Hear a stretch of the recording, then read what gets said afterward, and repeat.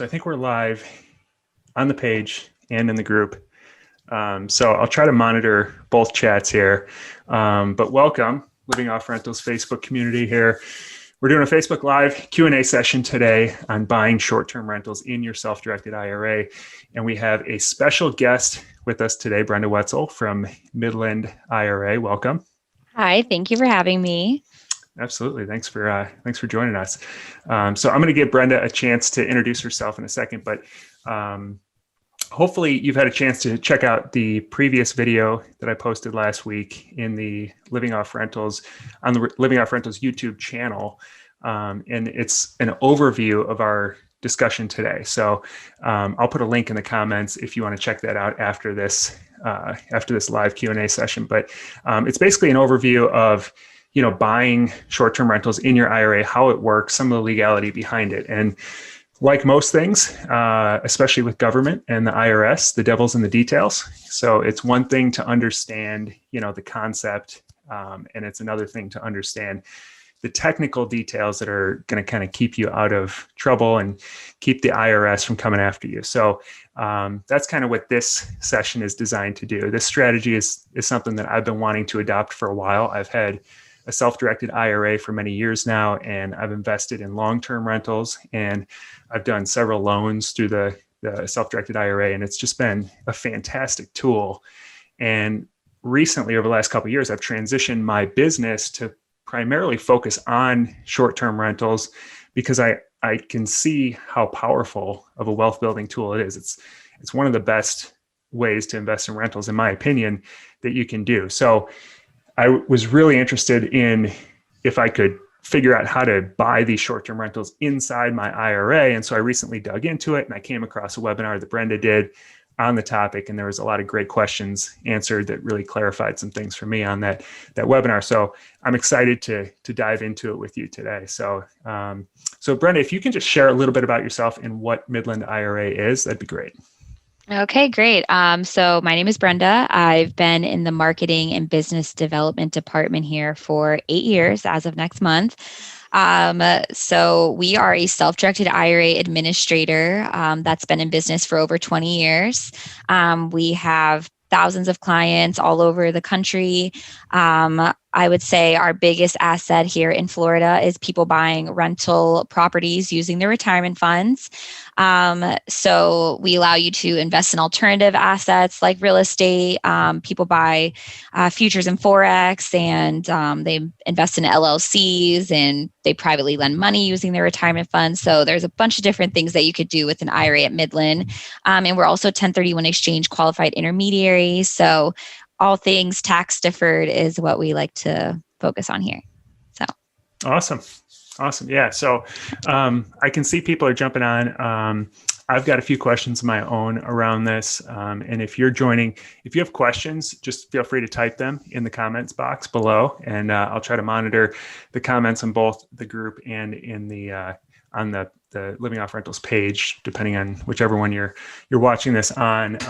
And so we can go through some of those questions. If you're watching it later, you can always type your questions in too, and we'll get you an answer later on. So just to kind of prime the pump here a little bit, can you just give us a recap of how a self-directed IRA itself works? Because that's like the first step to this whole thing. Okay, yes, of course. So self-directed IRA. So it's just like any other type of IRA. Instead of buying stocks or bonds, you would buy real estate using your retirement funds. So the way to do that would be to first open an account with us. Once you get the account open, you would fund the account. There's 3 different ways to fund the account. You could do an IRA to IRA transfer. So if you do have an account invested in stocks or bonds, maybe at Charles Schwab or Fidelity, you could do either a full or just a partial transfer over to us. You could have multiple IRAs, so you could keep that open if you want to. You can also, if you have an old 401k, you can fund your IRA by moving an old 401k into a self-directed IRA, or you can make a personal cash contribution. There are limits depending on account types. So once the account is funded and open, you'll then basically direct us to purchase your real estate investment. So the way that works is all of the contract and the titling is in the name of your retirement account. So here at Midland, it would be Midland Trust as custodian for benefit of your name and your account number. And that's how we keep it inside of your retirement account. The property has to be for investment use only. So it's not your primary, your secondary, or your vacation home. So it's truly an investment property. All income and expenses has to be paid for using IRA funds. So that means any HOA fees, property tax bills, any rehab costs that you're doing, you have to pay for using your IRA funds.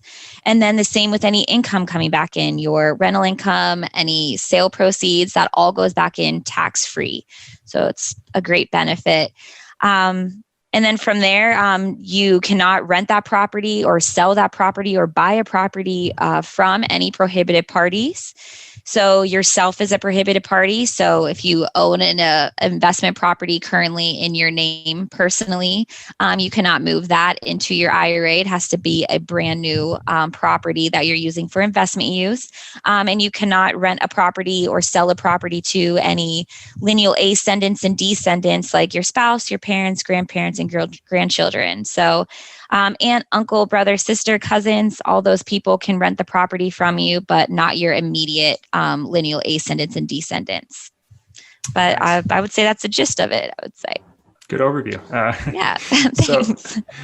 So it wasn't super clear to me initially when I was setting this up, and I think others probably are a little fuzzy on this as well. Like what is Midland's role in this? Is Midland like the account hold, like do they act as a bank, or what is a custodian?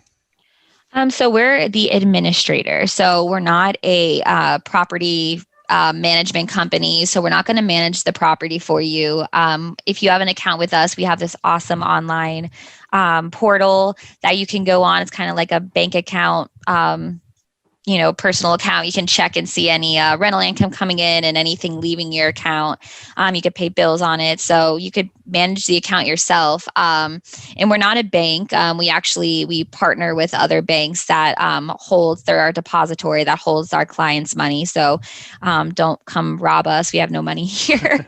But we're basically just your third-party IRA administrator like I said, if you're invested in stocks or bonds somewhere, we're just the person holding your account. Yeah. And so basically you have full control over your money, but you just have to follow specific rules around those transactions. And I guess you gave a little bit of an overview over like what you can do with the assets, but in terms of like transferring the money, can you just, you have the ability to transfer it whenever you want. You have the ability to sign on behalf of the purchase of properties. And how does that work? Yeah, of course. So once we get your money, we're not holding it hostage. Yeah. So basically your money will go into a cash account here at Midland. And then your one IRA can invest in a multitude of assets or investments. So your one IRA can buy real estate. It can buy the futures and forex currency. And then once you're ready to get out of that investment, so say I sold my real estate in the IRA and it goes right back into that cash account, I can either reinvest into another piece of real estate or something else, or I could transfer that money out into another IRA somewhere else, back into stocks and bonds, or I could take out a distribution, and that might be taxable depending on your account type. But yes, your money is yours to do whatever you want with it. You direct us on what investment to make. We're not advisors. We're not CPAs. We're not money managers. So we're not going to invest your money for you unless you tell us to move it. It sits in your cash account here at Midland. Got it. Yep. Okay. And so transitioning then to short-term rentals, which I think most people joining this are really interested in. You talked about a slightly different way to buy short-term rentals that you would recommend on your webinar. Can you kind of go into that a little bit and how that works? Yeah, Absolutely. So there's two different ways that you could buy a short-term rental using your IRA. One would be inside of an LLC, and the other one would be outside of the LLC. Preferably, I cannot recommend anything, but speaking to other people that have done Airbnbs in their IRA, they prefer to go the LLC route. So what you would do is you open the account, you fund the account. Money is sitting in the cash account here at Midland. From there, you would tell us, I would like to open up a single member LLC. So the LLC would be in the name of your retirement account. So instead of titling that property in the name of the retirement account, the LLC would be titled in the name of the retirement account. And then from there, you would purchase the real estate under the name of the LLC. So by doing this, you'll have a checkbook and you'll have full checkbook control. Otherwise, if you just buy the real estate outright in your IRA, not using an LLC, you have to contact us. You can use your online account and we'll send a check for any bills that need paid within 24 hours or any expenses. You'll have us send the check from your account. With an LLC, you have checkbook control over that. So it's a lot more hands-on management, which you can get yourself into a lot more trouble if you're not following the rules, because we're not there to tell you can't do that. But we would prefer that you would purchase the property for short-term rental in the LLCs to give yourself more flexibility. Yeah, awesome. Yeah, that was one thing I didn't think about when I was initially, because mine's not been a checkbook LLC, okay, or a checkbook IRA. So I've just gone on the platform anytime I want to purchase an asset and direct the funds. And so once you recommended that, I realized, not only does it give me so much more control to start that LLC and just manage it the way I do other LLCs that I have, but also the financing options, I think, are going to open up a lot more too, because I think a lot of banks are more willing to finance LLCs than they are, or it's just more of an unknown, I guess, around self-directed IRAs. Yeah. So yeah, totally understandable. And also what's great about an LLC is if you own multiple properties inside of your retirement account, instead of paying a fee per real estate, you can just have one LLC, which you'll be paying fees on that one LLC. And then you can have multiple pieces of real estate underneath it. Got it. Okay. Yeah. Yeah, that makes sense. So you don't have to form a new LLC every time you want to buy something new. Absolutely. Yeah. Cool. Yeah, I see people are joining. And if you have questions, feel free to type your questions in. I've got lots of questions, so I could go all day. But so you mentioned, I think, briefly about this, but if a big question on the webinar that you did was around owning properties already, because a lot of people already have short-term rentals or they already have properties, and it's very difficult right now to find new properties, but they can see the benefit of this whole strategy. So you can't transfer properties that you already own into your self-directed IRA? Yes, unfortunately, you cannot. So if it's a property that you already own, or any of your prohibited parties, any of the lineal ascendants and descendants, including your spouse, if they own it, you cannot move that property into a retirement account. It has to be a brand new property for investment use. Okay. So that sucks. Yeah. But I mean, you can probably get creative. I mean, if you have like other investors that you know that own properties, and you're going to sell a property and they're going to sell a property, maybe, you could buy one of theirs and put it in your self-directed IRA. Yeah, absolutely. That's so fine too. There's probably ways to get creative within it and still stay legal. Yeah, as long as you're not, so say you have a property that you currently own for investment use, and then you say, okay, Brenda, I'm going to sell you my property, but in like a month, I'm going to buy it back inside of my IRA. Do you think that would be allowed? They frown on that? That would not be allowed. That would be an indirect prohibited transaction. So you got to be, if you're going to mess around with getting creative with it, just keep in mind you can't get too creative if it's going to get you in trouble. So got it. Okay. And one thing I was curious about recently is passing the properties on to my heirs then. So I think a lot of people are doing this as a very long-term strategy, and they want to have property to pass along to their kids. So if it's owned in your self-directed IRA or in an LLC that's owned by your self-directed IRA, how does that work? Does it stay in that name? Do they have to redeed it, or how does that work? So when you set up an IRA, it does ask you for beneficiaries on the account. So you would put whoever you would like as your primary or contingent beneficiaries. And when you pass away and say you have real estate inside of the IRA, then yes, you'll need to get it redeeded. You can open up the beneficiary would have to open an IRA with us and have that property moved over. Otherwise, if there is no property in it, they would just inherit your account and then they'd have to rename it into their name. But that's not a problem when that happens. I see. Okay. So they, all right. So if the property though can stay in an IRA and stay tax-free. Yes. Okay. I see. So they just set up their own IRA and it stays. Yes. So it's called like an inherited IRA, I believe, okay. that they would have to open up with us. And can they only hold it for a certain amount of time, or do they can continue to hold it for as long as they want? I'm not sure if there is a time restraint on that. I don't think there is, but I'm not 100% sure on that. Okay. And the age to start drawing on the funds within your self-directed IRA is it 55 and a half? Are you saying without penalty? Without penalty. 59 and a half without penalty. Yeah. Got it. Mm-hmm. Okay. Yeah. So, I mean, if you've watched some of the other videos that I've done on the Living Off Rentals channel, or listen to some of the podcasts with some of the other short-term rental owners, you can see like it is crazy the cash flow that's possible with short-term rentals if you buy the right ones and you manage them right and all of that. So this can be an incredible wealth building tool. I've got a video coming out next week actually on just like I spreadsheeted it out. Like if you bought like 15 of these every 6 months in your self-directed IRA for the next 7 years, what that could do. And it's pretty incredible when you look at the cash flow and the equity that you can accumulate over that amount of time. So if you actually have a Roth IRA, that's even better because once you do get of age, you could take that money out tax-free.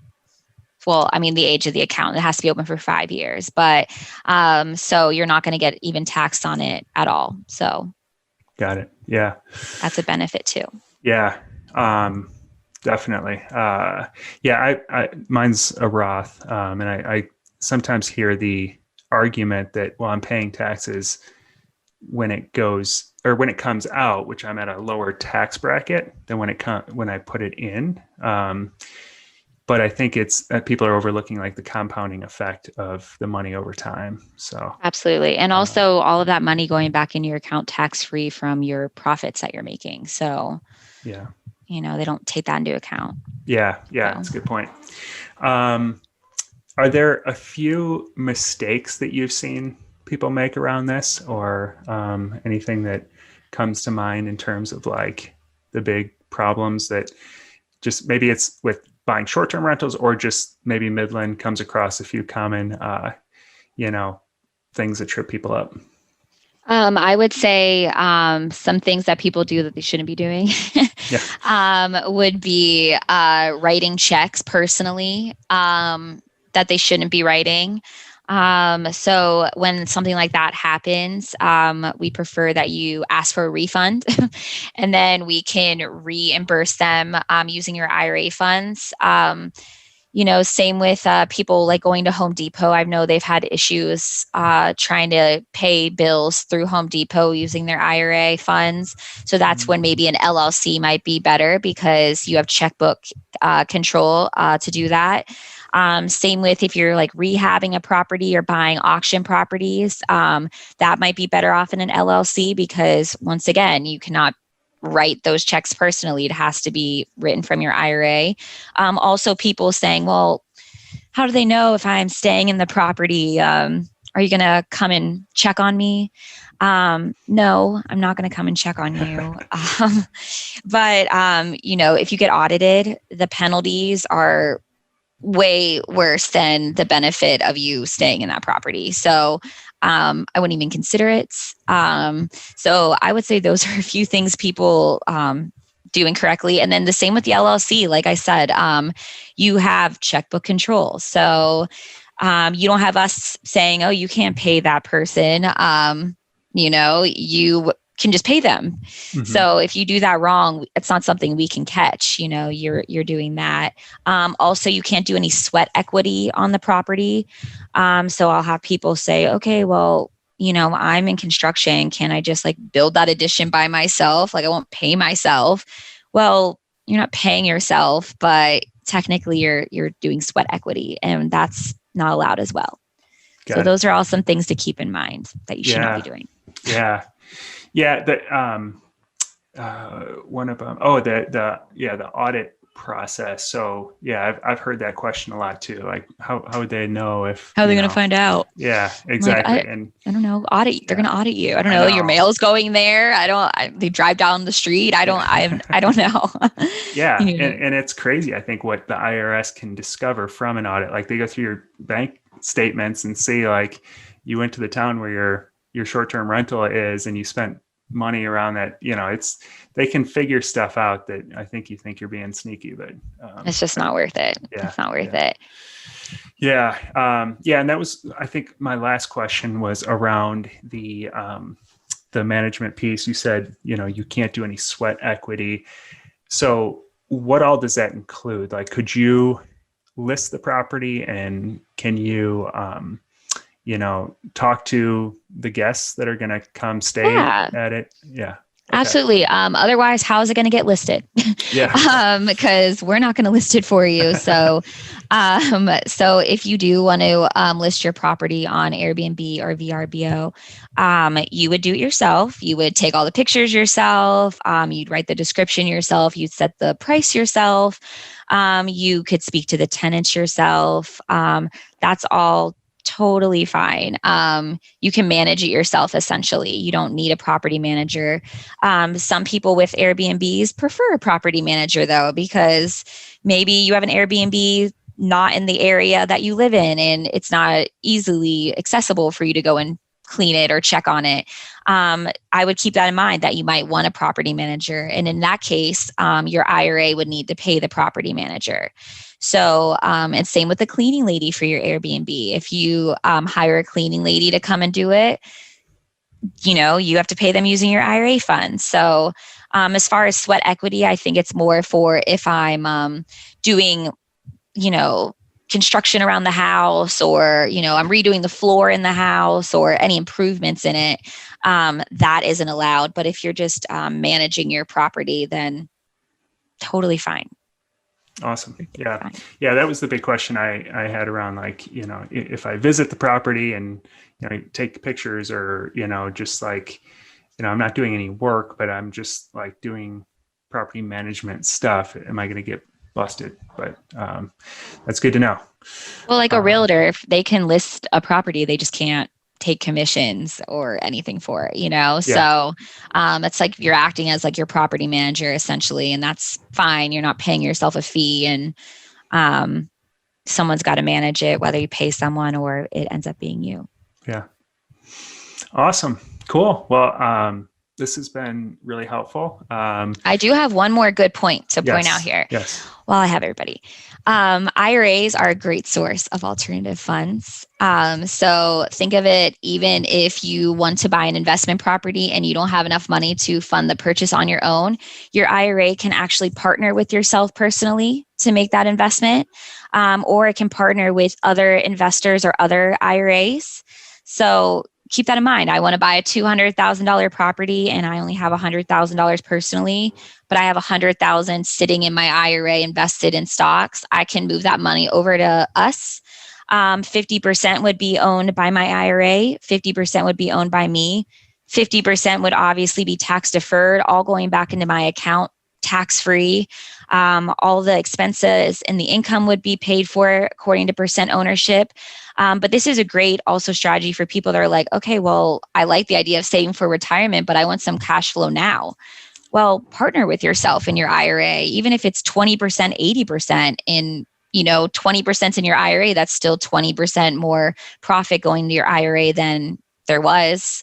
And that part's all tax-free. So I like to think of an IRA, the biggest benefit aside from the tax benefits, is that it's a whole bucket of money that people forget is there. And then the fact that you can buy real estate with it is, really cool, I think. Yeah. Yeah. And I was always worried, like with trying that strategy, that it would be so complicated to like separate out the payments for like different bills and stuff. But I didn't really think about the fact that I should just set up an LLC and inside the IRA. Yeah.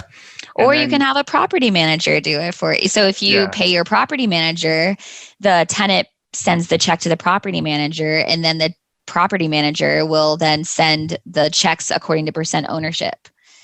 And if your IRA and your wife's IRA is buying a property, then and they're both of those IRAs are here at Midland, we'll split the check for you. Nice. So just think of it that way. And if I had money in the IRA, could I use that as a down payment on a property that I'm purchasing? So if I'm buying something for, say, $200,000, I've got $50,000 in my IRA. The bank will give me $150,000. Can I do it that way, or do I need to have $50,000 outside as well? Yeah, I would do it by percent ownership at still. So I don't think you could just pay the down payment with it. It would still, your IRA would still have to own a portion of that property. So even if it's like 10%, just to, use that 50 grand in your IRA that you wanted to use, then that would be the way to do it. Your IRA can privately lend money to people in the form of a secured mortgage or unsecured, but you can't lend yourself that money. So it'd have to be a non-prohibited party. Got it. Awesome. Yeah. Awesome. Wow. This is, this has been really helpful. I think a lot of people are going to get a lot of benefit from this. So, and so if people have and I'm not making any affiliate money here, so I'm not like promoting Midland here, but if people do want to set up a self-directed IRA with Midland, how long does that take? Like, what's the process for them to get started with that? So we can get the account open in one business day, same business day, possibly, depending on what time you fill out our online application. And then the longest part is how long it takes to fund the account. So if you're just making a cash contribution, then that we can get that done immediately. But if it's a transfer from another custodian, that could take up to 2 weeks, depending on where it's at, if you need to liquidate any stocks or anything in there. So I would say the account can be open in a day, but it could take up to 2 weeks to fund. And then the real estate purchase, same amount of time that it would take outside of your IRA. Got it. Okay. And we had another question here from Lori. What's the process and turnaround for requesting earnest money for a property, or would we just use a checkbook for this? So like if we're putting offers in. All right. So you wouldn't want to pay using your checkbook. So that would be one of the big no-nos. And if you had an LLC, then you could use your IRA LLC. You can use your IRA LLC checkbook. But otherwise, next business day, we can send a check out. And we can even have it wired if you need it immediately sent to them. So we can wire it out right away. And if you get it in by, don't quote me, I think it's 2:00, or we can even do it the same day. Yeah. So we're very quick, and you just log on to your online account. You say, pay this bill to this person, and it goes right to us, and we send it right away, or right when you tell us to send it. So great. Yeah. That's a good question. Cause right now I know that's, you want to be the strongest offer. So if people think that they're not going to get their earnest money in time, then. Oh, absolutely. And that's what's great about IRAs when you're not getting any financing, because another thing to note, IRAs can take on a non-recourse loan to buy real estate. So if you don't have enough money in your retirement account to buy the whole piece of real estate, you can get a non-recourse loan. But, I would, just keep these things in mind. Yeah. Yeah. Because a lot of people have a IRA that they started, but they don't have enough for like a, $300,000 property they want to buy. But you can just, there are lenders that will lend those non-recourse loans. So otherwise your IRA is in a cash account and that's like a cash deal, which great turnaround times. And we're very quick. We're very responsive. That's one of our goals, is to be extremely responsive to our clients. So. Awesome. Cool. Yeah. Well, yeah, you can check out Midland IRA. You can ask more questions here in the Facebook group underneath if you're seeing this later when we're not live, and I will either answer if I can, or I will reach out to Brenda. Me. Yeah, tag Brenda. Do they have my contact information too, Kirby, in there? I will. Let me type it in, actually. Yes. If you do have any more questions, or you do want to open an IRA, I ask that you send them directly to me, and I can help you through the whole process. And yeah, you'll have a dedicated rep once your account is open, and you'll love it. Awesome. Yeah. I'll copy and paste your info from your email into the comments box as soon as this is over. Awesome. I appreciate it. Yep. Thank you. All right. If there's no other questions, I appreciate your time, and thank you. We'll talk soon. Thanks for having me. Thanks, everybody. Have a good day. Thanks. Bye.